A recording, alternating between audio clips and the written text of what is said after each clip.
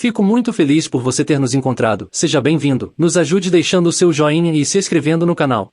Prefácio. Em meu livro anterior, Bom Dia, Espírito Santo, ressaltei a realidade do Espírito Santo como Deus, um membro da Trindade igual aos outros dois, uma pessoa tão ou mais real do que você ou eu. Meu propósito, naquele livro, foi familiarizar o leitor com o Espírito, conduzindo a experiência com a presença dele. Meu propósito neste volume, A Unção, é fomentar esse belo relacionamento que prossegue, norteando o leitor quanto à realidade do poder de servir ao Senhor Jesus Cristo de acordo com a sua chamada particular para o leitor. Esse poder consiste na unção do Espírito Santo, conforme foi prometido por Jesus, após a sua ressurreição. Mas recebereis poder, ao descer sobre vós o Espírito Santo, e ser-me-eis testemunhas. Atos 1:8. Penso que todos concordamos que, se já houve um tempo em que o corpo de Cristo precisou de poder, este é o tempo. Somente o prodigioso poder do Deus Todo-Poderoso pode fazer retroceder a maré do pecado e das enfermidades,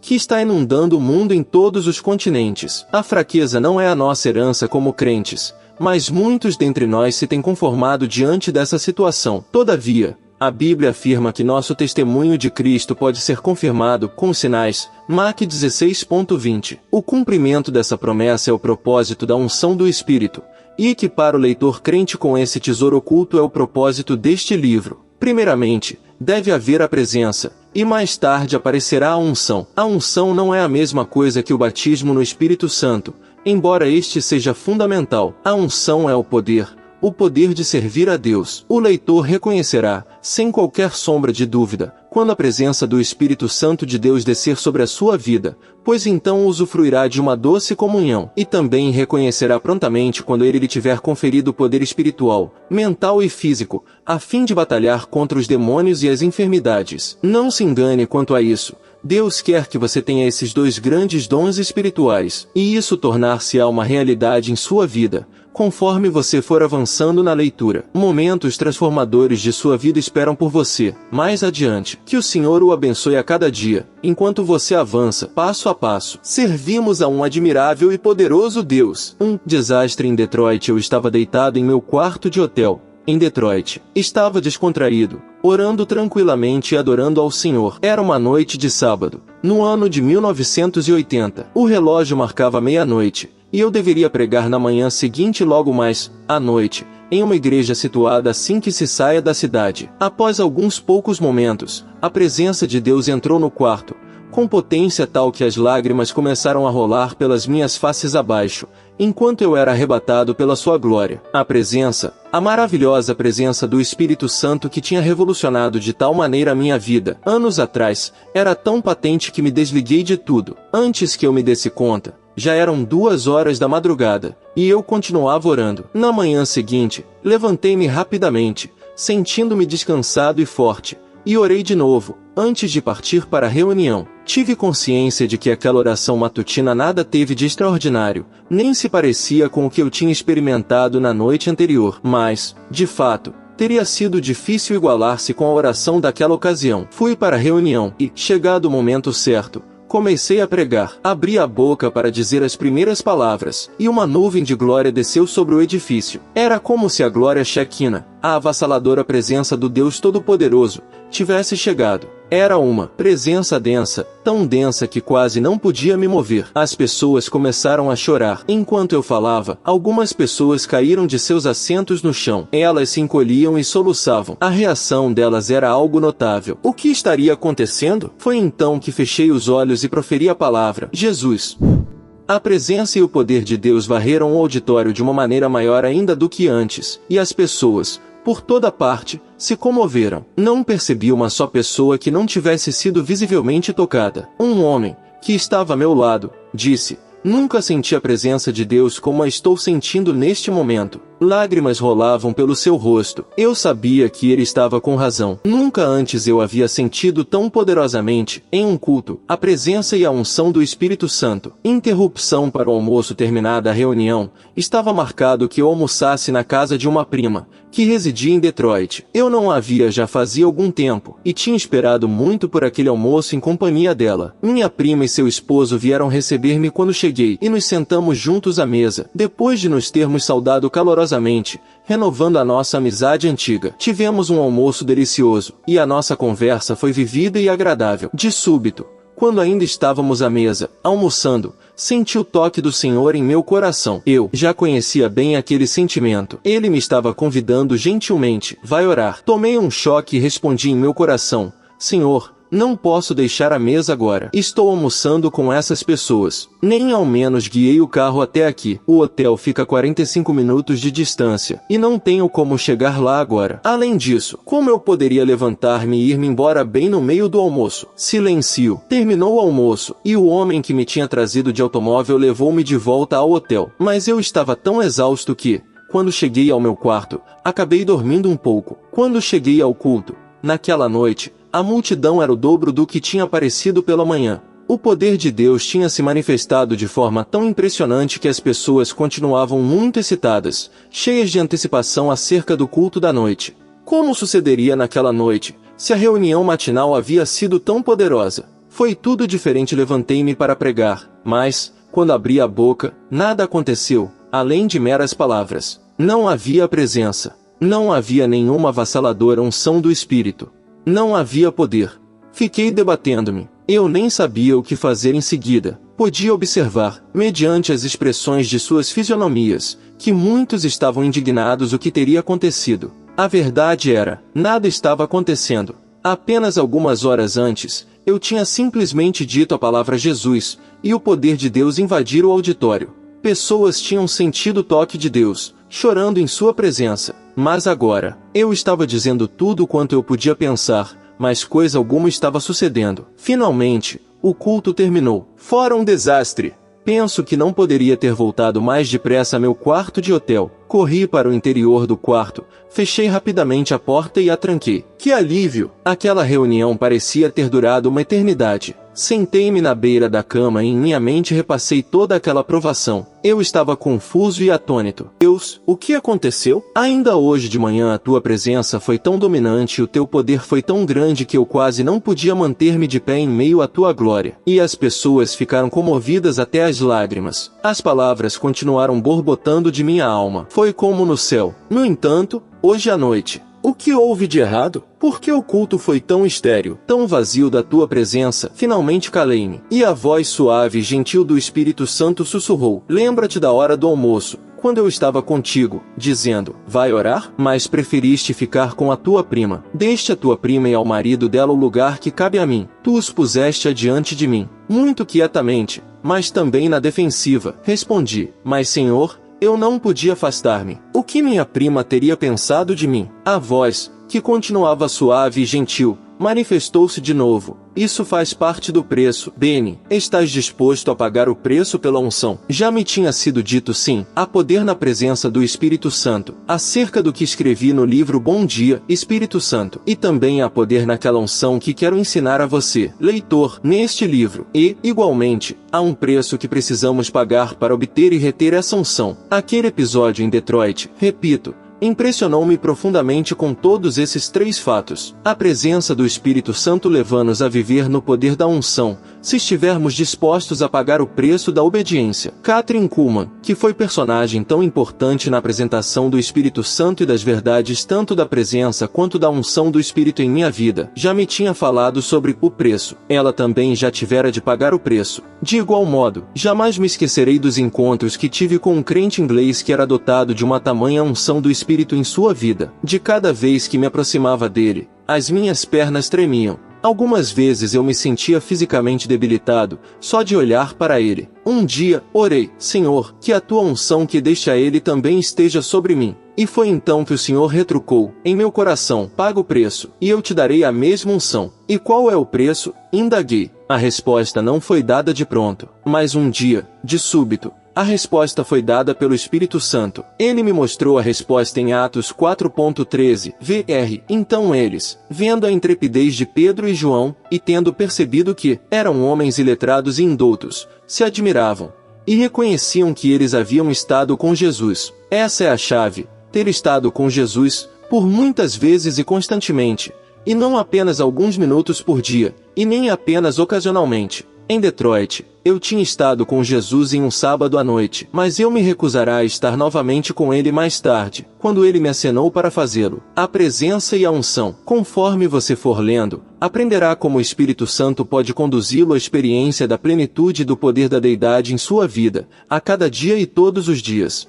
Uma vez que percebo que a unção divina tem em reserva para você, experimentando a profundeza e a rica realidade daquele toque precioso, você nunca mais será a mesma pessoa. 2. O mais valioso dom como crente. O que você mais valoriza? Pessoas me vêm fazendo essa pergunta durante anos. E a cada vez a minha resposta é a mesma. Excetuando a minha salvação, o que mais valorizo é a unção do Espírito. A palavra unção talvez não seja familiar para alguns crentes. Este livro pretende mudar isso. Conforme escrevi em meu volume anterior, Bom Dia, Espírito Santo, nunca mais fui o mesmo homem desde que, pela primeira vez, Deus agraciou a minha vida com a preciosa unção de seu Santo Espírito. Essas últimas 3 palavras revestem-se de importância capital. A unção do Espírito Santo. Trata-se de algo efetuado pelo Senhor Jesus Cristo. Ninguém mais pode nos dar essa unção, tendo passado por aquele glorioso encontro, sobre o qual discutirei no próximo capítulo. Agora prefiro morrer a passar um dia sem o resultado dele. Isso pode parecer uma atitude dramática em nossa época de egoísmo e humanismo, mas exprime uma grande verdade. Minha oração constante é simplesmente esta, e acredito que também passará doravante a ser a oração do leitor: Deus, por favor, nunca retires de mim a tua unção. Eu prefiro morrer a enfrentar o futuro sem o teu toque em minha vida, que eu nunca passe um dia sem a unção do teu Espírito Santo. Aquilo que Deus me tem ensinado acerca desse toque especial da unção tem me levado a estourar mais ainda o meu relacionamento com o nosso sempre presente companheiro, o Espírito Santo. Agora sei que existem vários tipos de unção, e explorarei essa questão nos capítulos que ficam mais adiante neste livro. E também sei que é possível para mim esquecer-me de meu Senhor e perder esse relacionamento íntimo que aprecio com todas as fibras de meu ser. Mediante um ato da vontade, posso voltar as costas para Ele e alienar a mim mesmo da comunhão com Ele. Mas nunca farei tal coisa. Conforme já afirmei, prefiro morrer a perder esse seu precioso toque. Minha meta é aprofundar mais ainda o meu relacionamento com Deus e crescer até atingir uma maior dimensão da unção. Pois, a despeito das inacreditáveis experiências que Ele me tem conferido, sei que Ele tem mais ainda, no futuro, para os seus filhos, e quero compartilhar com você, leitor, essas incríveis aventuras. Caro amigo, quero que saiba que Deus tem um toque especial para a sua vida no dia de hoje. É conforme tenho proclamado diariamente em meu programa diário de televisão, esse é o seu dia. Esse dia pode ocorrer hoje e todos os dias de sua vida. Se você assim desejar, um dia da realidade do Espírito Santo em sua vida, a unção. Seu desejo pode ter cumprimento. Talvez você se assemelhe a tantos outros crentes que me têm dito: Benny, desejo experimentar o poder de Deus em minha vida, mas realmente não sei como fazer isso acontecer. Amo a Deus e sei que Ele me ama, mas anelo por um relacionamento mais profundo e íntimo com Ele. Não quero saber a respeito dele, mas quero conhecer a Ele, bem como experimentar regularmente a realidade do seu poder. Fique certo de que o seu desejo pode ter cumprimento. O Senhor tem ouvido você clamar. A primeira coisa que Ele quer que você saiba é que Ele deseja intensamente que seus filhos, todos eles, experimentem a sua presença, não somente uma ou 2 vezes, mas todos os dias. Ele anseia que você conheça não somente a sua presença, mas também a comunhão com Ele e o seu poder. No entanto, meu amigo, você não poderá conhecer o poder da unção de Deus enquanto não tiver experimentado primeiro a presença de Deus. Muitos crentes têm entendido erroneamente o sentido real e a essência da unção. Eles pensam que se trata de alguma experiência tola, muito mais uma questão de sentimentos, e, em consequência, de pouca duração. Mas quando a unção do Espírito descer sobre a sua vida, então toda a confusão se evaporará, e você ver-se-á transformado para sempre.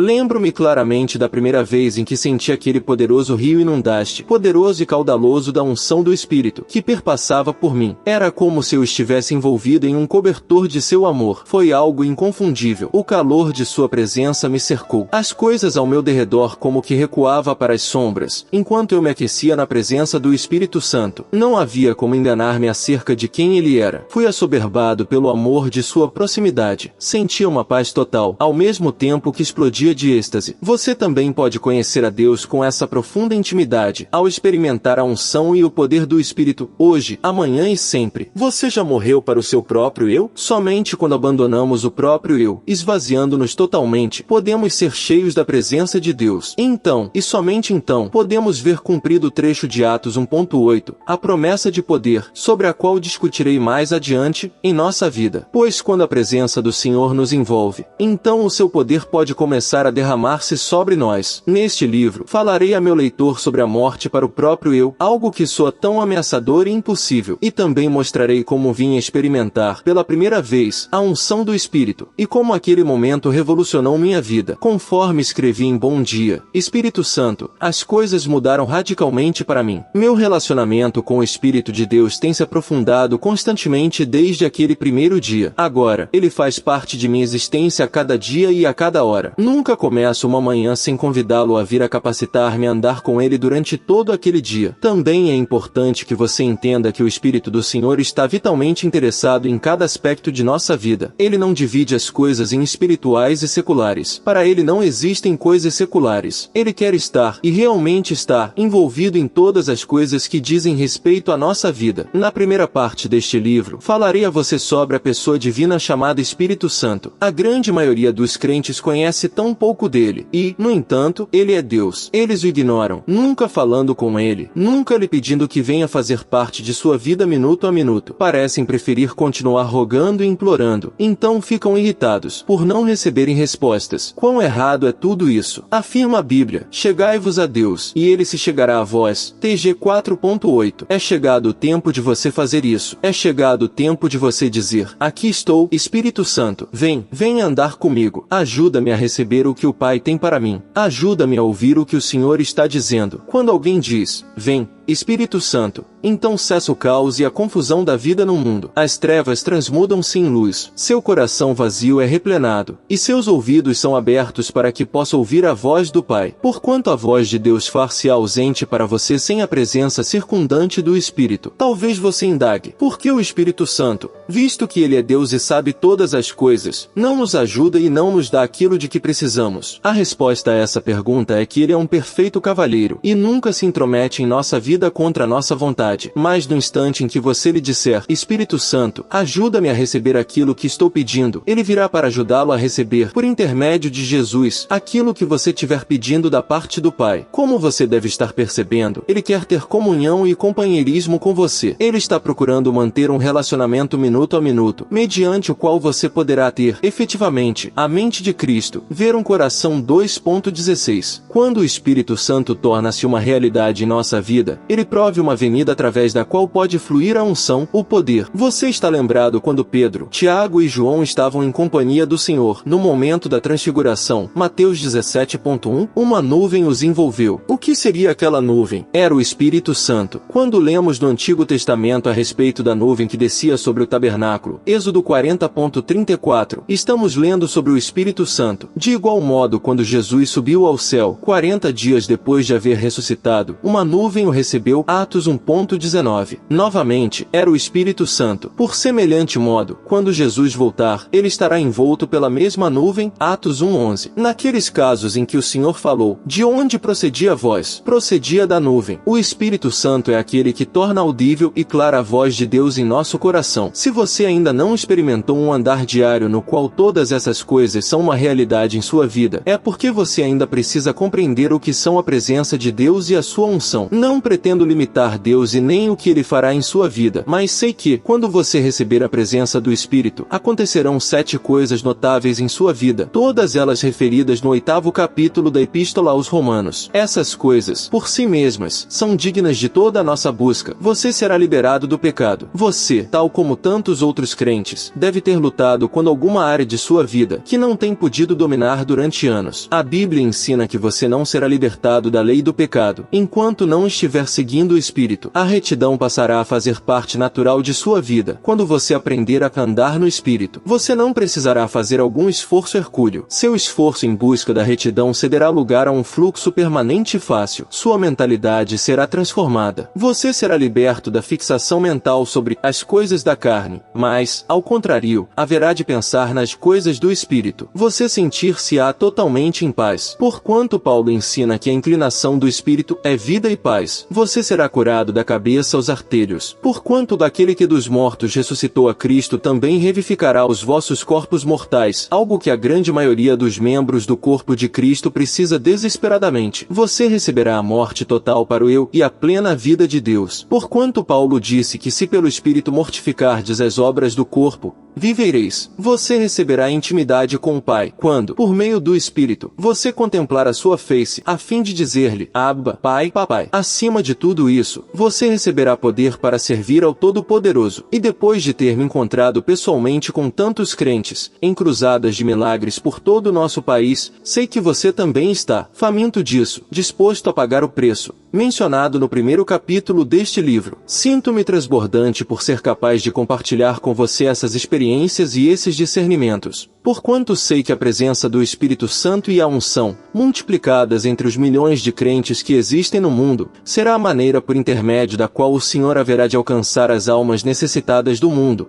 nestes nossos dias. Oro para que você se sinta tão entusiasmado sobre tudo como eu mesmo me sinto. 3. No princípio, sentado no piso de meu dormitório, naquela noite de dezembro de 1973, fiquei lutando com as palavras que tinha ouvido poucas horas antes. Palavras misteriosas, palavras fortes. Por que será que eu não ouvirá antes palavras assim? Eu deveria estar exausto, pois eram mais de 11 horas da noite, e eu estava de pé desde bem antes da alvorada. Porém, minha mente não parava de percorrer, precipitadamente, todos os eventos daquele dia que me tinha abalado a vida. Um amigo me tinha levado a uma reunião, em Pittsburgh, dirigida por uma evangelista dotada do dom de curas, a quem eu conhecia bem pouco. O nome dela era Kathryn Kuhlman. Ouvi e experimentei coisas em Pittsburgh que haveria de alterar para sempre o curso de toda a minha vida. O Senhor me havia salvado fazia então uns 2 anos, e bem recentemente eu tinha sido posto em contato com um movimento carismático, por parte de alguns amigos de escola. Praticamente eu desconhecia tudo sobre a vida cristã dirigida pelo Espírito. Eu me sentia faminto, estava desesperado, mas até ali eu havia achado bem pouco para nutrir a minha alma. E agora, aquilo. O que a evangelista teria querido dizer naquele dia? Uma vez mais, pus-me a relembrar a reunião dirigida por Kuhlman. A mensagem dela tivera o título de O Poder Secreto do Espírito Santo. Lembro-me da primeira impressão que colhi daquela dama incomum, em seu vestido branco esvoaçante, enquanto ela quase dançava pela plataforma, flutuando como se estivesse ligada a algum poder invisível. Também me recordei das vibrações e dos estremecimentos bastante embaraçosos que eu havia experimentado durante 2 horas antes, então, por mais 1 hora durante a reunião, para então iniciar a mais arrebatadora adoração que eu julgara ser possível, e compreendi, acima de qualquer dúvida, naquelas horas, que o Senhor estava presente. A sua presença era inequívoca. Minha vida de oração, até ali, tinha sido a de um crente comum, sério. No entanto, naquelas poucas horas, em Pittsburgh, eu não estava mais falando com o Senhor, mas Ele é quem estava falando comigo. Ele estava me mostrando o seu amor, Ele estava me convencendo de sua misericórdia e bondade. E que tremenda comunhão foi aquela! Um pouco mais tarde, olhei para cima, saindo de minha profunda comunhão, para ver a senhorita Kuhlman que soluçava, o rosto escondido em suas mãos. Ela estava soluçando de uma maneira terrível, e não demorou muito para todos se calarem. A música parou, os porteiros estacaram, como que gelados. Isso continuou por alguns minutos, um silêncio de pedra. E, então, como se fosse um relâmpago, ela tirou a cabeça para trás, os olhos flamejando, incendiados. Eu nunca vira nada parecido com aquilo. Seu ser inteiro exibia ousadia. E, então, como se fosse um dardo, seu longo dedo indicador apontou para frente. Parecia que ele coriscava de poder. Mas havia mais. Sim, poder e emoção, tudo relampejando daquele dedo ossudo. Ela soluçava de novo por um momento e, então, falou. Mas não é possível, realmente, descrever a agonia e o drama que havia na voz dela. Embora não haja palavra mais adequada do que esta. Falou. Ela implorou. Por favor. As palavras foram esticadas ao seu limite. Por favor, não entristeçam ao Espírito Santo. E ela repetiu. Por favor, não não entristeçam o Espírito Santo. Ninguém se movia, e por certo também não me movi, embora eu sentisse que o dedo dela apontava diretamente para mim, o que me deixou bastante nervoso. Ela soluçava de novo por um momento e, então, falou. Mas não é possível, realmente, descrever a agonia e o drama que havia na voz dela, embora não haja palavra mais adequada do que esta. Falou. Ela implorou. Por favor. As palavras foram esticadas ao seu limite. Por favor, não entristeçam ao Espírito Santo. E ela repetiu. Por favor, não entristeçam o Espírito Santo. E estou certo que outros presentes sentiram a mesma coisa. E, então, a voz dela, ainda embargada por um soluço, continuou. Vocês não compreendem. As palavras ficaram como que penduradas no ar. Ele é tudo que eu tenho. Eu nem sabia de quem ela estava falando, mas gravei tudo em minha mente. Mas ela ainda não havia terminado. Por favor, não o magoem. Ele é tudo que eu tenho. Não magoem aquele a quem amo. Momentos depois, ela apontou de novo aquele seu longo e ossudo dedo indicador, e sei que ele apontava na minha direção. E, então, ela disse, ele é mais real do que qualquer coisa que há neste mundo. Ele é mais real do que vocês são. Descrevi a cena para você, como se ela estivesse ocorrendo de novo, a fim de impressioná-lo com um dos mais importantes pontos que nós, os crentes, devemos captar, sobretudo quando vamos adquirindo a percepção da presença da unção do Espírito Santo. Kathryn Kuhlman estava falando sobre uma pessoa mais importante do que você ou eu, uma pessoa, e não alguma coisa, uma névoa, uma energia, e nem alguma substância fantasmagórica, tênue e esvoaçante, acompanhada por música de órgãos e de harpas. O Espírito Santo é uma pessoa dotada de personalidade, de natureza. Ele é Deus, um membro em posição de igualdade com as outras duas pessoas da deidade, uma pessoa que contém, em si mesma, a inteira natureza da deidade, o Deus único e indivisível, que operou na criação e que opera na redenção e na concessão de poder. Nunca podemos esquecer essa verdade. Tudo quanto sabia, naquela noite de dezembro, em meu quarto em Toronto, é que eu queria o que Kathryn Kuhlman tinha, sem importar exatamente o que fosse que ela quisesse dizer quando disse, ele é tudo que eu tenho. Era isso que eu queria. E ali estava ele. Houve alguma hora naquela noite em que me senti compelido a orar, como se alguém me estivesse puxando pelos pés. E as primeiras palavras que brotaram em meus lábios foram Espírito Santo. Nunca antes eu havia feito aquilo. Agora é difícil de perceber, mas você precisa lembrar que eu nunca ao menos havia considerado que o Espírito Santo é uma pessoa a quem podemos nos dirigir. Eu só tinha orado, até então, ao Pai e ao Filho. Reuni a coragem e disse, Espírito Santo, Kathryn Kuhlman diz que tu és o amigo dela. Penso que ainda não te conheço. Antes do dia de hoje, eu pensava que te conhecia, mas depois daquela reunião, percebi que realmente ainda não te conheço. Acho que não te conheço mesmo. Posso encontrar-me contigo? Posso, realmente, ter um encontro contigo. Parecia que coisa alguma tinha acontecido, mas, enquanto eu pensava, ainda um tanto duvidoso, olhos fechados, algo como se fosse eletricidade me atravessou o corpo. E eu comecei a vibrar da cabeça aos pés, tal como havia acontecido em Pittsburgh. A única diferença, agora, é que eu estava sentado, vestido de pijama, no piso de meu dormitório, na casa de meus pais, em Toronto. E a noite ia muito adiantada. No entanto, eu tinha com o poder do Espírito Santo. Ele estava presente em meu dormitório. E minha vida nunca mais seria a mesma. E nem a sua vida, meu amigo, será a mesma, se você agir com base no que acabo de dizer. Uma lição de um ano inteiro. Minha apresentação ao Espírito tinha sido tão real que, quando acordei, ainda bem cedo na manhã seguinte, fiz o que me pareceu a coisa mais natural do mundo. Exclamei, bom dia, Espírito Santo, conforme até hoje faço, a cada manhã. Ele se faz sempre presente em nossa vida e anela por participar dela, desde os primeiros instantes em que despertamos a cada novo dia. Naquela primeira manhã, retornou de maneira inequívoca a gloriosa atmosfera da noite anterior, embora não houvesse mais vibrações ou estremecimentos, mas eu simplesmente me senti envolto com a sua presença. Aquilo que deu início a um ano de intensas experiências com a doce presença do Espírito, um ano de companheirismo e comunhão, de estudos bíblicos dirigidos pelo Espírito, em que eu ficava ouvindo aquele que a palavra de Deus descreve como mestre, conselheiro, consolador. Em meu livro anterior, narrei os problemas que tive de enfrentar com a minha família, depois que me converti a Jesus Cristo, tendo nascido em uma família grega em Israel, onde meu pai era o prefeito de Jope, e tendo sido educado em escolas católicas romanas, meus familiares me lançaram no maior ostracismo, Depois que aceitei publicamente o Senhor Jesus, as coisas chegaram a um ponto tão tenso que meu pai nem ao menos me dirigia mais a palavra, e outros parentes escarneciam de mim ou me ignoravam. Isso era combinado com a minha incapacidade de falar com fluência, por causa de um severo caso de gaguez. Isso significava que eu passava horas sozinho em meu quarto, mas depois que tive aquele encontro com o Espírito Santo, tudo contribuiu para o meu bem, permitindo-me deliciar-me nas incalculáveis riquezas da presença dele. Não demorou muito para que me tornasse parecido com a senhorita Kuhlman, avaliando a presença do Espírito Santo em minha vida como um tesouro mais precioso do que qualquer outra coisa. Estou falando sobre uma percepção que excede em importância o batismo no Espírito Santo,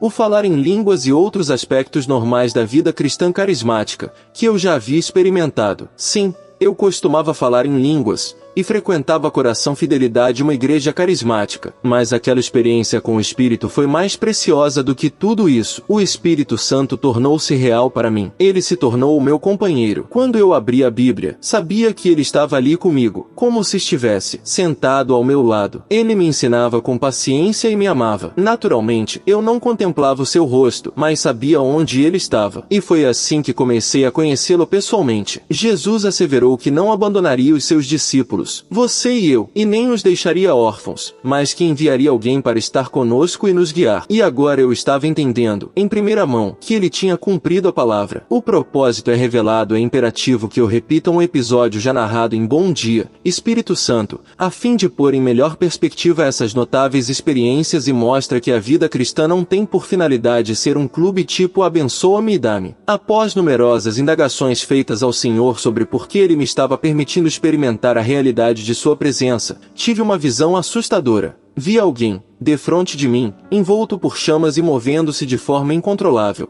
Seus pés não estavam tocando no chão, sua boca abria-se, de modo parecido com o ranger de dentes referido na Bíblia. Foi naquele momento que o Senhor me falou em uma voz audível: prega o Evangelho. Repliquei: mas Senhor, eu não sei falar direito. 2 noites mais tarde, tive um sonho. Vi um anjo que brandia uma corrente em uma das mãos. A corrente estava presa a uma porta que parecia encher o céu. Ele puxou pela corrente e abriu a porta, e vi ali pessoas, até onde minha vista dava. Estavam todas elas movendo-se na direção de um imenso e profundo vale, e aquele vale era um inferno. Milhares de pessoas se estavam precipitando em chamas. Os que iam mais na frente tentavam evitar a queda, mas o resto da humanidade os empurrava, precipitando-os nas chamas. Novamente o Senhor falou comigo: se não pregares, eu te considerarei responsável. No mesmo instante percebi que tudo em minha vida, incluindo minhas inacreditáveis experiências, em meses recentes, tinha um único propósito: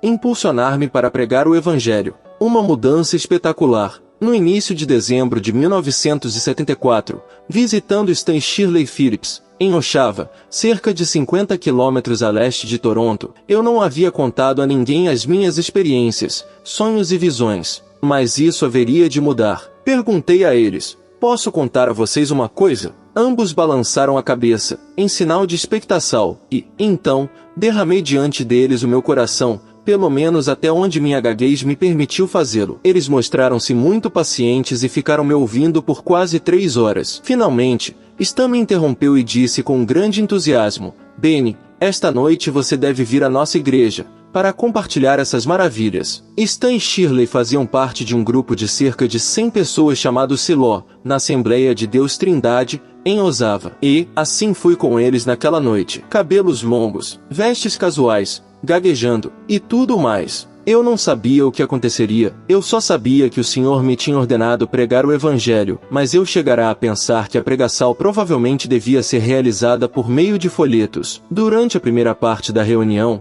eu continuava não sabendo o que havia de acontecer. Assim, fiquei muito nervoso, temeroso mesmo. Eu ia fazer de mim mesmo um tolo, e todos haveriam de rir de mim. Aquilo tudo era demais para mim. Não se passou muito tempo e Stan, um cientista que trabalhava em uma planta nuclear da área, me tinha apresentado, e eu estava me encaminhando para o púlpito. Eu nunca me pusera de pé por detrás de um púlpito. Stan disse-me: compartilhe suas experiências. E foi isso que me lancei a fazer. Abri a boca, aterrorizado, mas algo tocou em minha língua, deixando-a um tanto dormente, e comecei a falar, fluente e rapidamente. Na verdade, rapidamente demais, e tive de me lembrar de diminuir o meu ritmo. Eu estava pregando o evangelho. Parecia impossível, mas eu estava falando clara e suavemente. E não parei. Eu lhes disse, e quase todos eram jovens, como eu tivera um encontro com o Espírito Santo em meu dormitório, de como falei com ele, fazendo-lhe perguntas ouvindo falar comigo durante um ano. Fiz uma pergunta retórica. Como alguém pode ter um encontro com o Espírito Santo?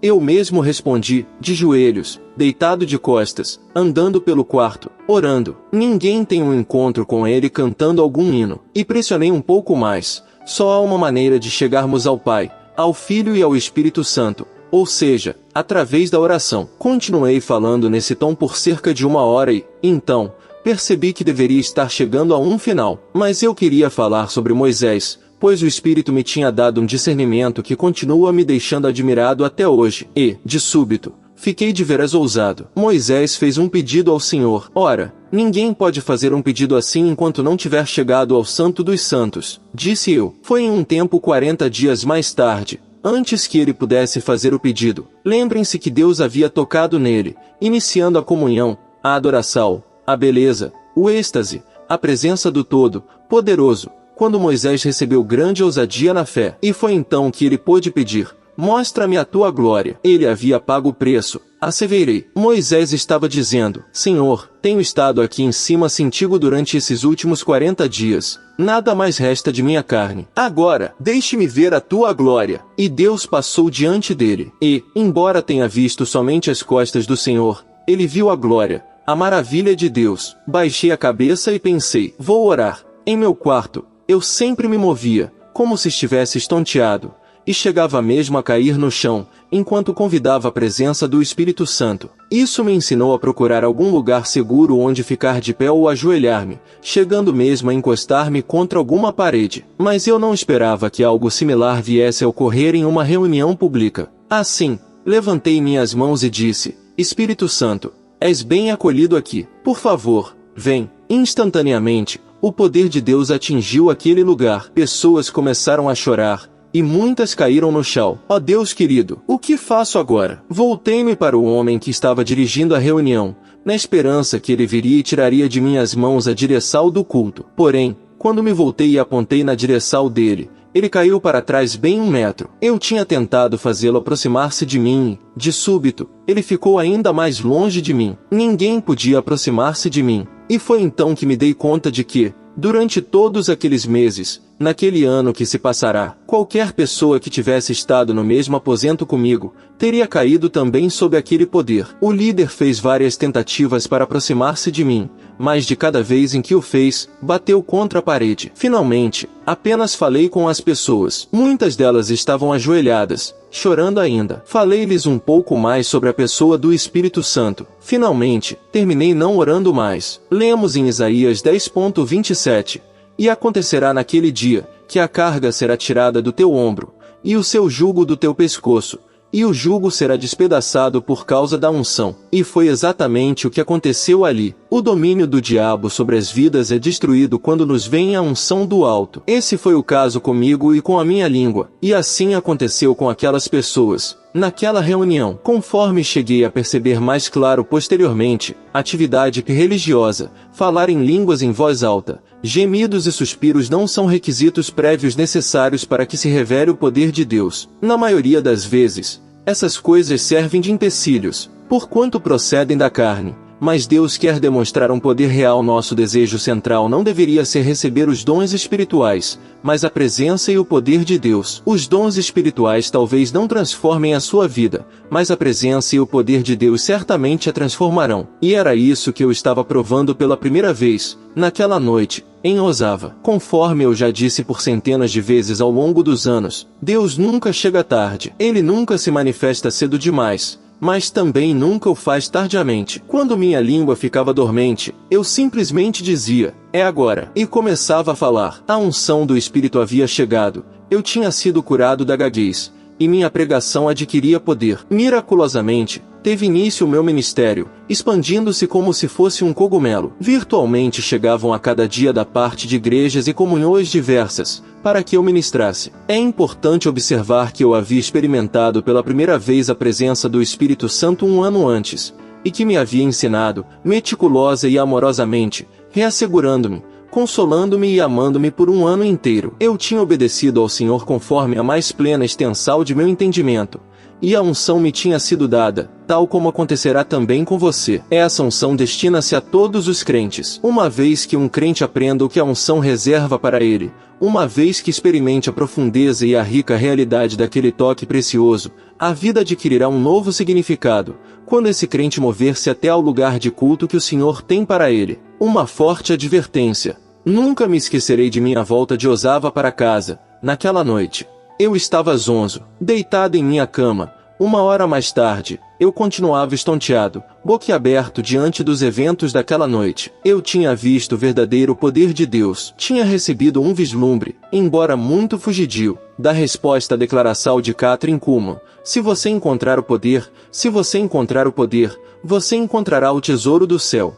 Era apenas um indício, e precisava compreender mais. Eu ainda era muito inexperiente. O que fizeste esta noite, Senhor? Perguntei em meio às trevas. Inesperadamente, ouvi a resposta pronta: se fiel. E foi tudo. Se fiel. Na manhã seguinte, pouco depois de despertar, liguei o aparelho de rádio, seguindo o meu hábito de ouvir os cultos, enquanto eu me preparava para ir à igreja. A primeira coisa que ouvi, eu não faço a menor ideia de quem teria falado, foi: cuidado com o que fizeres com o poder que tens recebido. E, logo em seguida, o programa saiu do ar. Não sou capaz de explicar isso. Eu havia ligado o rádio quando uma voz estava dizendo: cuidado com o que fizeres com o poder que tens recebido. E, ato continuou, a voz se calou, e não mais pude achá-la, embora tivesse mexido nos botões do aparelho por algum tempo. Naturalmente, percebo agora que as palavras "ser fiel", que tinha ouvido na noite anterior, e a forte advertência pelo rádio, na manhã seguinte, completavam-se entre si. O recado dizia, em sua essência: toma cuidado com o poder que te dei. Não fiques a brincar com ele, e nem abuses dele. Essa advertência destina-se a todos os que buscam e recebem a unção do Espírito. Deus precisa poder confiar em você. Ele anela que conheçamos e experimentemos a sua presença e a sua unção. Quando nos tivermos esvaziado de nós mesmos, haveremos de conhecer a sua presença, e somente então poderemos experimentar o seu poder, a unção do Espírito Santo. Mas o fator do caráter fidedigno do crente também se reveste de capital importância. Precisamos ser fiéis com aquilo que Deus nos supre tão ricamente. Disciplina e a tradição, sem qualquer relacionamento com um Deus pessoal. Nasci e fui criado como um grego em Israel, e fui educado em escolas católicas romanas, dirigidas por freiras. Desde pequeno, fui afetado por uma forte gaguez que tornava a comunicação oral extremamente difícil, quase impossível. Sentia-me desarraigado aos 15 anos quando minha família mudou-se para Toronto, no Canadá. Fui forçado a aprender uma quarta língua, o inglês, além do árabe, do hebraico e do francês, que eu havia falado previamente nas escolas católicas. Fui tirado do interior de uma escola católica parecida com um claustro, para as escolas públicas de Toronto. Eu era um rapaz solitário, quieto, tímido e inseguro. Já tivesse tido gloriosos encontros com ele antes disso, através de sonhos e visões. Antes de meu renascimento espiritual, eu tinha tentado ajustar-me a todas as diretivas e orientações prescritas por aqueles que exerciam autoridade sobre mim. Tinha observado todas as tradições ligadas à educação católica e, honestamente, tentei obedecer àquele que eu encarava como representante de Deus em minha vida. Eu era um bom aluno e agia conforme era instruído pelas freiras: fazer sinal da cruz quando passava diante de uma igreja católica, rezar regularmente coisas semelhantes. Eu me considerava um bom cristão, embora não me sentisse completo e nem realizado. Imediatamente depois de minha experiência de salvação, comecei a frequentar uma igreja que tinha 3.000 jovens, no centro de Toronto. Eu não estava acostumado com aquele tipo de reunião carismática, com suas reações espontâneas e imprevisíveis em vários níveis de volume. Sintonizava-me melhor com atividades previsíveis, reservadas, deliberadas. Aquelas eram pessoas diferentes. Elas se abraçavam umas às outras, e a alegria parecia irradiar de sua fisionomia. Naturalmente, na época eu nada sabia a respeito do movimento carismático, só sabia que não estava em um ambiente com o qual eu estivesse familiarizado. Parcialmente, por causa de minha avaliação equivocada a respeito da espiritualidade, minha mais seria reação veio algum tempo mais tarde, depois de eu haver sido batizado no Espírito Santo. Percebi que estava observando muito certo homem, que eu pensava pensava ser o indivíduo mais espiritual que havia na igreja. Eu observava como ele erguia as mãos, quase constantemente. Seu corpo balançava um pouco. Seus lábios tremiam enquanto seus olhos olhavam para o céu. E quando ele orava naquele idioma desconhecido, línguas, ele sempre dizia a mesma coisa como se estivesse repetindo algo, por muitas vezes sem conta. Sempre que eu o ouvia orando, sempre a mesma coisa. Ele se sacudia e dizia a mesma coisa. Ingênuo e faminto pelas coisas de Deus, dirigi-me a ele, certo dia, e perguntei se poderia conversar com ele. E ele pareceu bastante amigável. Estou faminto por mais, respondi. Como poderei achar aquilo pelo que estou procurando? Ele olhou para mim e perguntou, você já foi batizado no Espírito Santo? Sim, respondi, ansioso por receber maior orientação. Você fala em línguas? Tornou ele a indagar. Sim, repliquei. Ele olhou para mim e disse, em um tom de sabedoria prática, e o que mais você quer? Fiquei chocado e, após um momento discreto, afastei-me em silêncio. E o que mais eu quero? Pensei, se isso é tudo quanto há, tenho certeza de que há nisso muita coisa, mas eu queria mais de Deus, desesperadamente, pois, em minha alma, estava certo de que havia mais para mim. As páginas da Bíblia assim me segredavam, mas eu mesmo não sabia o que fazer. Não sabia que Deus estava oferecendo, e nem como obter a oferta. Ninguém parecia capaz de ajudar-me. Mudei de igreja, em 1973, e conheci um homem admirável, Jim Poitier, um ministro metodista livre, que se tornou um bom amigo e que, um dia, me fez conhecer o ministério de Kathryn Kuhlman. Isso pôs em movimento os eventos que descrevi nos capítulos anteriores. De outra sorte, eu não teria aprendido acerca da maravilhosa presença de Deus e da unção do Espírito Santo, ambas as quais destinam-se a todos os crentes. O Senhor nos quer dar muito mais do que muitos de nós acreditam ser possível. Quero compartilhar com vocês, meu leitor, as coisas que o Senhor me tem ensinado, desde aquele dia admirável em que Ele soltou a minha língua e começou a adotar-me para o ministério.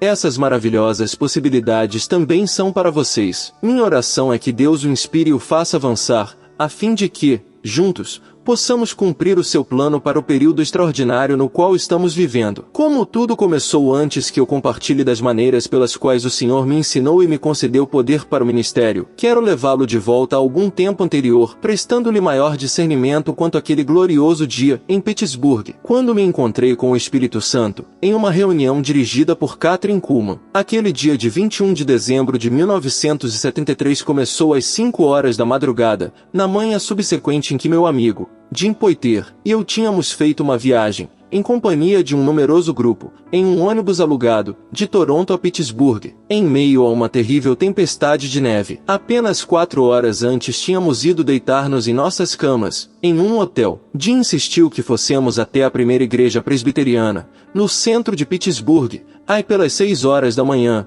pois de outra sorte, não conseguiriam assentos. E, assim, ainda estava escuro como breu quando chegamos, e, mesmo assim, já havia centenas de pessoas presentes, embora supostamente só dentro de 2 horas as portas seriam abertas. Fazia um frio enregelador, e eu estava vestido de tudo quanto eu havia levado, botas, luvas, cachecol. Ser um homem pequeno envolve algumas vantagens. Fui avançando palmo a palmo até as portas, puxando de atrás de mim. Eu quase não podia acreditar que houvesse tanta gente. É assim todas as semanas, comentou uma mulher. Enquanto eu estava ali de pé, de repente comecei a vibrar, como se alguém me tivesse agarrado o corpo e começasse a fazê-lo estremecer. Por um momento pensei que o ar gelado me estivesse fazendo tremer, mas eu estava vestido confortavelmente e não sentia frio. Um estremecimento incontrolável tinha tomado conta de mim. Coisa assim nunca antes me tinha acontecido. Eu não conseguia parar. Estava por demais embaraçado para falar com Jim a respeito,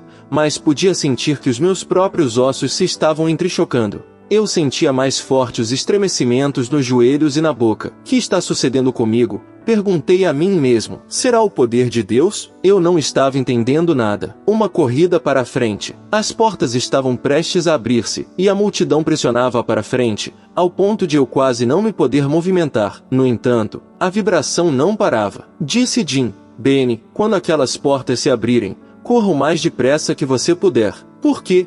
Perguntei. Se você não correr, passarão por cima de você. Ele já tinha estado ali, noutra ocasião, Eu jamais tinha pensado que faria parte de uma corrida para ir à igreja, mas ali estava eu. E, quando as portas se abriram, parti rápido o coração se fosse um corredor dos 100 metros, nas Olimpíadas. Passei na frente de todos, mulheres idosas, jovens, todos eles. De fato, corri para a primeira fileira de assentos e tentei sentar-me, mas um porteiro disse-me que a primeira fileira já estava reservada. Mais tarde, tomei conhecimento de que o pessoal administrativo da senhorita Kuhlman escolhia a dedo quem poderia sentar-se na primeira fileira. Ela era tão sensível ao Espírito Santo que queria que somente apoiadores positivos, dedicados à oração, se sentassem bem defronte dela. Com meu severo problema de gaguez, eu sabia que seria inútil argumentar com o porteiro. A segunda fileira de assentos já estava totalmente ocupada, mas Jim e eu encontramos lugares na terceira fileira. Ainda se passaria mais uma hora, antes do culto começar, e, assim, tirei minha capa, minhas luvas e minhas botas. Quando relaxei um pouco,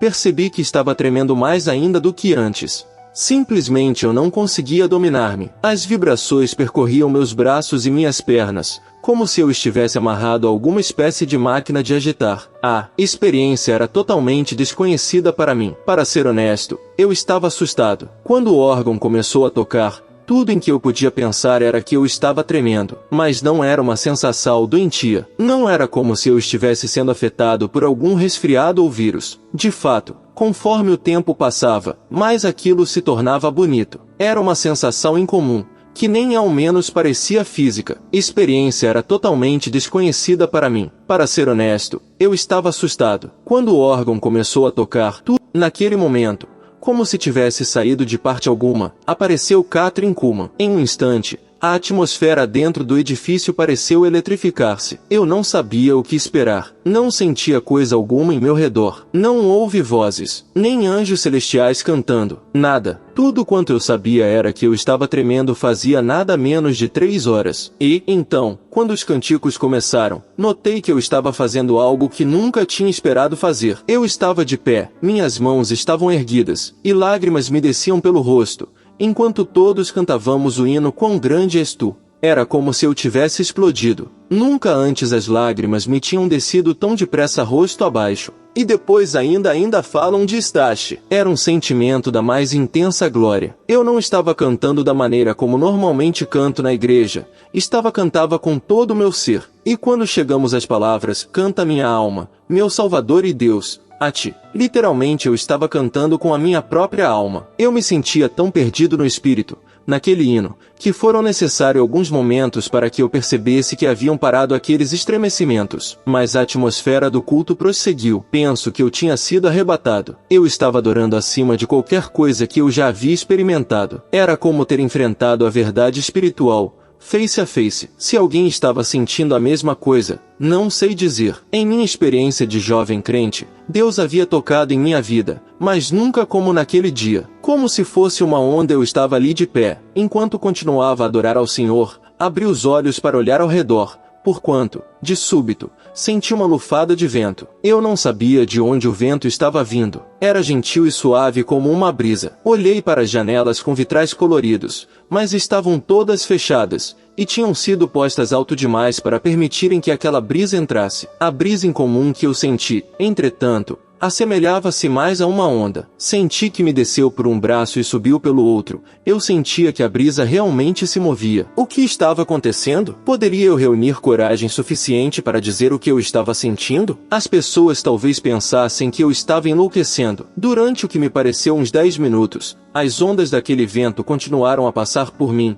E, então, senti como se alguém tivesse envolvido meu corpo em um puro cobertor, um cobertor de calor. Kathryn começou a ministrar ao povo, mas eu estava tão absorvido pelo Espírito que nada mais, realmente, me interessava. O Senhor se estava mais perto de mim do que jamais estivera antes. Eu sentia a necessidade de falar com o Senhor, mas tudo quanto eu podia sussurrar era: querido Jesus, por favor, tem misericórdia de mim. E eu disse novamente: querido Jesus, por favor, tem misericórdia de mim. Eu me sentia muitíssimo indigno. Eu me sentia como Isaías, quando entrou na presença do Senhor. Ai de mim, que vou perecendo porque eu sou um homem de lábios impuros, e habito no meio de um povo de impuros lábios, e os meus olhos viram o Rei, o Senhor dos Exércitos. Isaías 6.5. A mesma coisa acontecia quando as pessoas viam a Cristo. Elas imediatamente percebiam a sua própria imundícia, a sua urgente necessidade de purificação. Foi isso que ocorreu comigo. Era como se um gigantesco holofote estivesse enfocando a sua luz sobre mim. Tudo quanto eu podia ver eram as minhas fraquezas, as minhas falhas, e os meus pecados. E eu proferia, por muitas vezes em seguida, querido Jesus, por favor, tem misericórdia de mim. Foi então que ouvi uma voz que me pareceu inconfundivelmente do Senhor. Era muito gentil, mas inequívoca. Ele me disse, minha misericórdia é abundante sobre ti. Minha vida de oração, até aquele ponto, tinha sido a de um crente médio, normal, mas naquele momento, naquela reunião, eu não estava apenas falando ao Senhor, Ele estava falando comigo. Oh, que tremenda era a comunhão que eu sentia! Eu quase nem percebia que aquilo que estava acontecendo comigo, na terceira fileira da primeira igreja presbiteriana, em Pittsburgh, era apenas uma prelibação daquilo que Deus tinha planejado para o meu futuro. Aquelas palavras retinham em meus ouvidos. Minha misericórdia é abundante sobre ti. Sentei-me, chorando e soluçando. Simplesmente nada havia, em toda a minha vida, que se pudesse comparar com o que eu estava sentindo. Fui de tal maneira cheio e transformado pelo Espírito que nada mais interessava. Eu não me importaria se uma bomba nuclear atingisse Pittsburgh em cheio, e se o globo terrestre inteiro se partisse pelo meio. Naquele momento eu me sentia conforme a palavra de Deus descreve. E a paz de Deus, que excede todo o entendimento, guardará os vossos corações. FP 4.7. Jim me havia contado sobre os milagres que tinham lugar nas reuniões dirigidas pela senhorita Kuhlman, mas eu não fazia a mínima ideia do que haveria de contemplar nas 3 horas que se seguiram. Pessoas surdas, de súbito, começavam a ouvir. Uma mulher levantou-se de sua cadeira de rodas. Houve testemunhos da cura de tumores, artrites, cefaleias e muito mais. Os críticos mais severos de Catherine têm reconhecido as curas genuínas que têm ocorrido nas reuniões dirigidas por ela. O culto foi demorado, mas pareceu-me como um momento fugidio. Nunca, em toda a minha vida, eu tinha sido de tal modo comovido e tocado pelo poder de Deus. Em uma reunião posterior, pouco depois daquele maravilhoso encontro com o Espírito Santo, voltei a outra reunião dirigida pela senhorita Kuhlman, quando ela então discorreu sobre o preço que ela tivera que pagar pela unção em seu ministério e pelo segredo do poder do Espírito Santo. Ela falou sobre a morte para o próprio eu, sobre a necessidade de carregar a cruz, de pagar o preço. E por várias vezes disse, qualquer um de vocês, ministros, pode possuir aquilo que eu tenho, se ao menos quiser pagar o preço.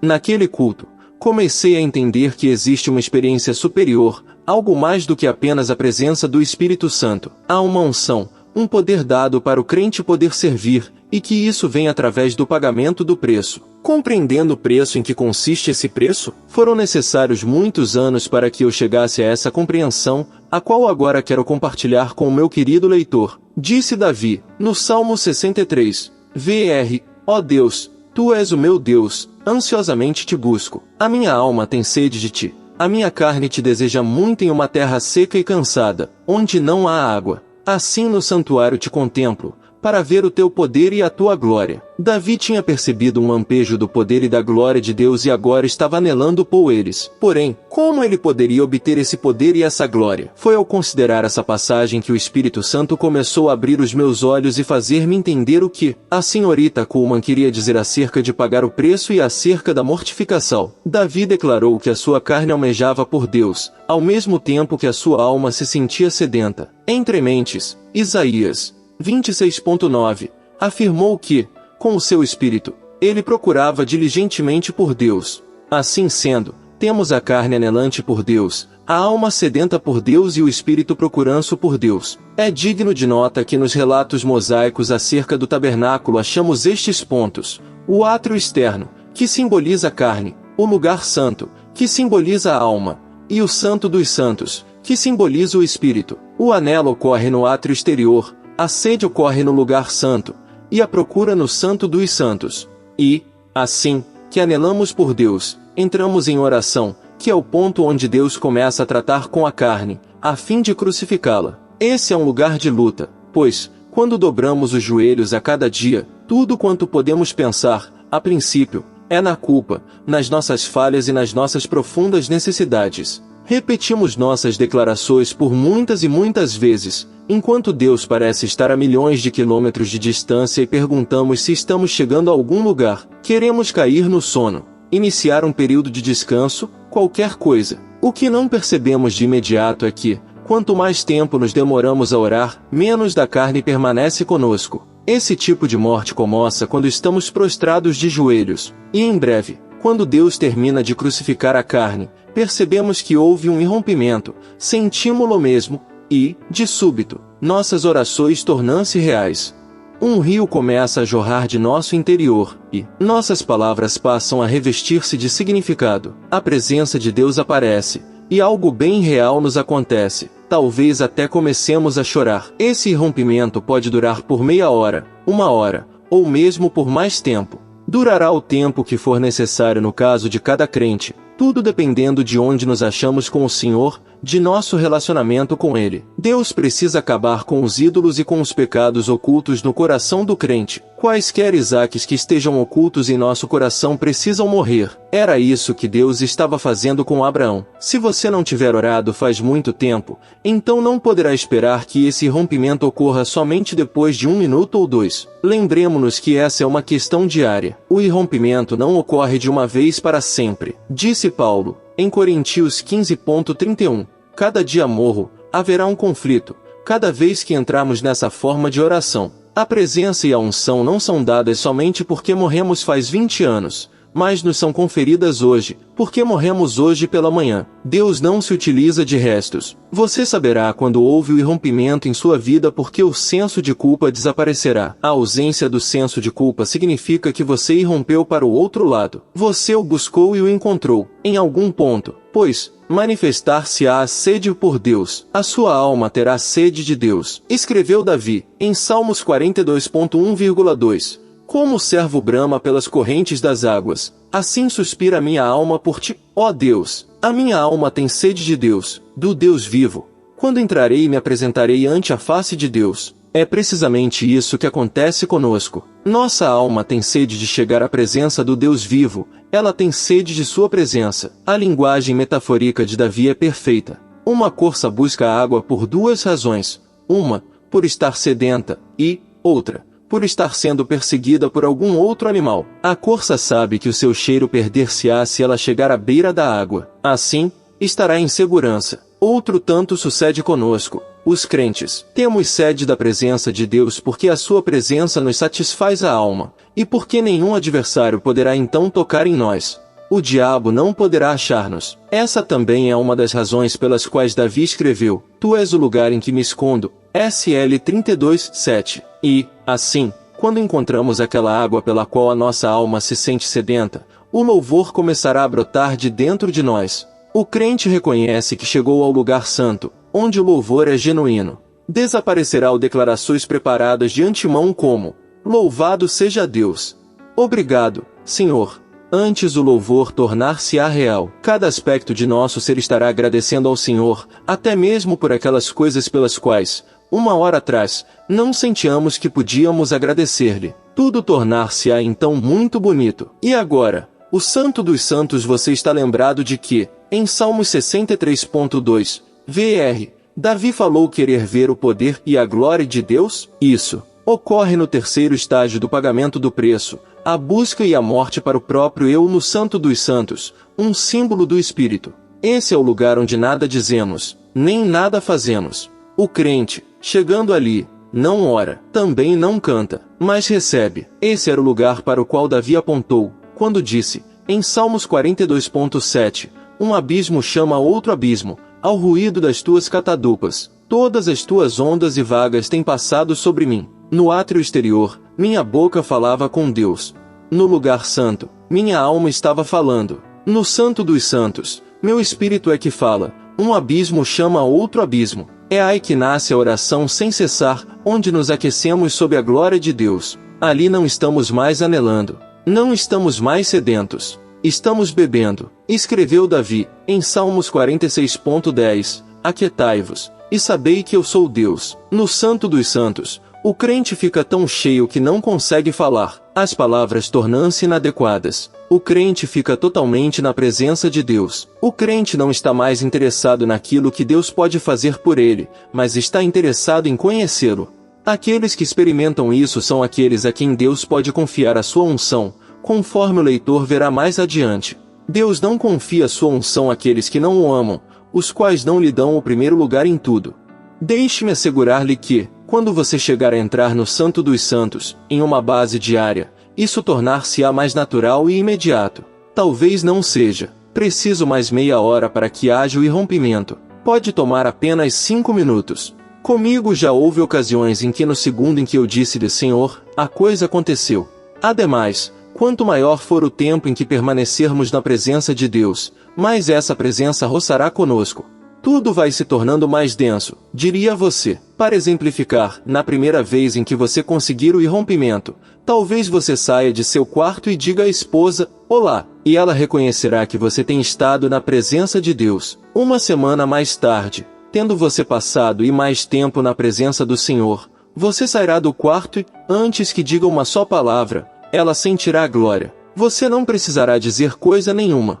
No caso do apóstolo Pedro, isso atingiu um ponto onde o povo esperava ser curado quando a sombra dele incidisse sobre eles. Et 5.15. Revestindo-nos de força prosseguindo nesse tema, devemos agora examinar o trecho de Isaías 52.12, onde lemos, Desperta, desperta, reveste-te da tua fortaleza, ó Sião, veste-te das tuas roupas formosas, ó Jerusalém, cidade santa. Porque nunca mais entrará em ti nem incircunciso nem imundo. Sacode o pó. Levanta-te, e assenta-te, ó Jerusalém, solta-te das ataduras de teu pescoço, ó cativa filha de Sião. O ato de despertar, nas Escrituras, tem a ver com a oração. Quando lemos desperta, desperta, isso significa, ora, ora. Você deve estar lembrado que o Senhor Jesus, tendo encontrado os apóstolos a dormir, enquanto ele esperava pelo seu traidor, no jardim do Getsêmani, disse, vigiai, e orai, MT 26.41.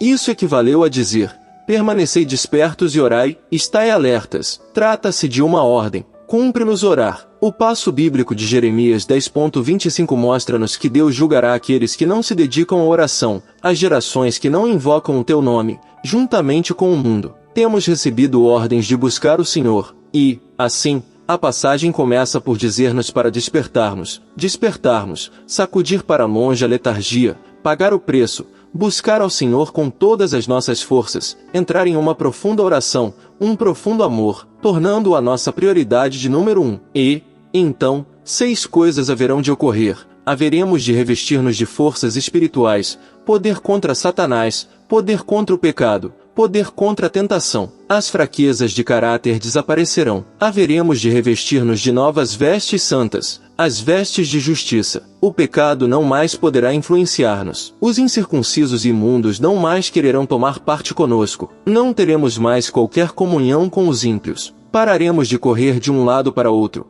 procurando por alguém que ore por nós ou nos tire de algumas dificuldades. E também nos sacudiremos da poeira, de nossa miséria, de nossa desgraça. Antes, haveremos de erguer-nos livres, e, então, poderemos sentar-nos e descansar. Haverá paz, verdadeira paz, a paz de Jesus. Haveremos de livrar-nos das manoplas de Satanás e do pecado que teima por voltar a assediar-nos. O outro lado da moeda, se continuarmos lendo, chegaremos ao trecho de Isaías 52.35, onde descobrimos os resultados para aquele que não desperta, para aquele que nunca ora. Sem dúvida, esses resultados farão todos os crentes manterem-se alertas, porque assim diz o Senhor, por nada fostes vendidos, também sem dinheiro sereis resgatados. Porque assim diz o Senhor Jeová, o meu povo em tempos passados desceu ao Egito, para peregrinar lá, e a Síria sem razão o oprimiu. E agora, que tenho eu aqui que fazer, diz o Senhor, pois o meu povo foi tomado sem nenhuma razão? Os que dominam sobre ele dão uivos, diz o Senhor, e o meu nome é blasfemado incessantemente todo dia. Portanto, 6 são os resultados horríveis da falta de oração. Visto que não despertamos, nos venderemos ao diabo em troca de nada. Descemos ao Egito, de volta ao mundo. Ficamos sujeitos à opressão. Seremos arrebatados como escravos. Haveremos de ouvir os uivos de nossos tiranos. Os ímpios blasfemarão de Deus, uma condição que vemos hoje em dia em nossa própria nação, porque nós, os crentes, não oramos. E, então, por essa altura, Isaías volta a falar sobre os bons resultados do despertamento, da oração. Ele citou Deus, que dizia: portanto meu povo saberá o meu nome. Por esta causa, naquele dia, saberá porque eu mesmo sou o que digo. Eis-me aqui. E 52:6. Em sua essência, Isaías disse que, como a sétima bênção da verdadeira oração, conheceremos a Deus e o seu poder.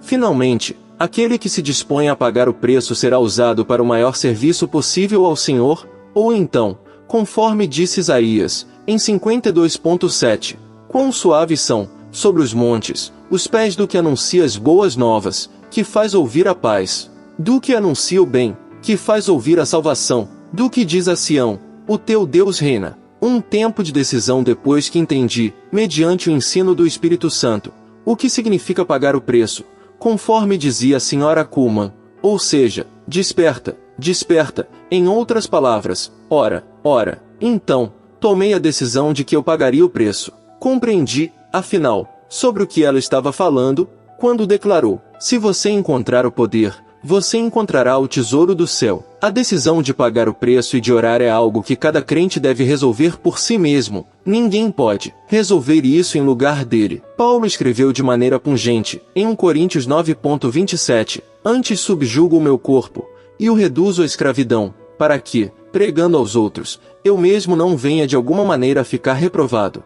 Deus nos dá toda a oportunidade de orarmos, e nos convida a orar, mas jamais nos forçará a fazê-lo. A decisão é nossa. No segundo em que dissermos não à oração, estou cansado, ou então, não sinto vontade, seremos adoradores de ídolos. Se assim fizermos, e ter-nos-emos submetido à nossa natureza inferior, e a nossa carne terá tomado o lugar de Deus. É mister que você realmente compreenda isso. Deus o ama. Ele o ajudará, mas ele não o forçará a nada. O Senhor sempre nos guia para a frente, mas o diabo sempre empurra. A você compete tomar a carne pelo pescoço e dizer-lhe: não, eu vou orar. O terrível perigo que corremos, por nos submetermos à carne, é revelado nos primeiros capítulos do livro de Gênesis. Deus criou o homem e a mulher como um ser dotado de espírito, alma e corpo, mas o diabo, por meio da tentação a que submeteu Adão e Eva, fez o homem virar o contrário, corpo, alma e espírito. A carne acabou prevalecendo, e então encontramos estas trágicas palavras em Gênesis 6:3, não contenderá o meu espírito para sempre com o homem, porque ele também é carne. Sim, o diabo havia feito o homem virar ao contrário, submeter-se à carne e rebelar-se contra Deus. Isso matará você. E é exatamente isso que você faz quando recusa orar. Deus não usa um homem que tenha sido virado ao contrário, e por certo não haverá jamais de ungí-lo. Comece a buscar a Deus, disponha-se a pagar o preço, torne-se um homem certo, e não virado ao contrário, e ele haverá de ungir você, desde a cabeça aos pés. O número do telefone de Deus é Jeremias 33:3, onde ele nos diz: clama a mim, e responder-te-ei, e anunciar-te-ei coisas grandes e firmes que não sabes. Deus promete-nos que, se o invocarmos, então, em primeiro lugar, ele responderá, ele falará conosco. Em segundo lugar, ele nos dará uma nova visão, e nós veremos a sua glória. Em terceiro lugar, ele nos dará um novo conhecimento, coisas que não sabíamos a respeito dele.